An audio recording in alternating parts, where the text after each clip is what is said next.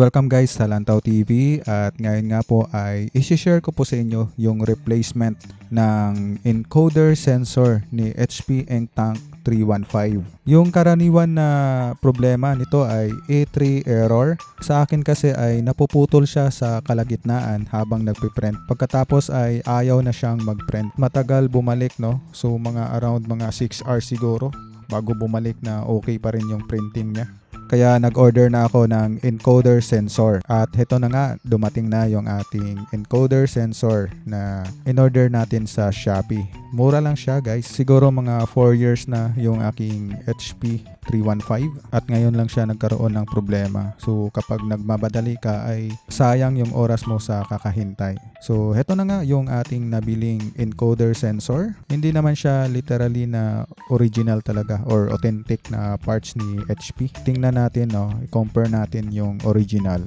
Ito kasi masyadong malaki yung mga text compare sa original.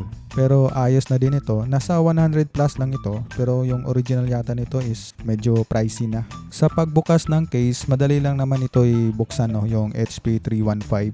Ingatan lang po natin yung flex cable ng ating scanner at power. Sa mga naghahanap kung saan ko siya nabili ay ilalagay ko na lang yung link sa description. Pumapalya-palya na talaga itong sensor na ito at yung printing niya ay hindi na accurate or precise yung kanyang pagprint. Tapos medyo maingay pa yung roller niya o yung cartridge niya.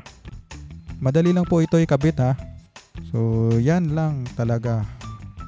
So kapag i-compare natin, yan, medyo maganda yung printing at quality ng original. Pero siyempre replacement lang ito at mura lang. At babalik na sa dati yung ating printer na gumagana. Shoutout po pala sa mga taga Negros Occidental, sa mga manunood natin. Ngayon ay itetest na natin yung ating printer.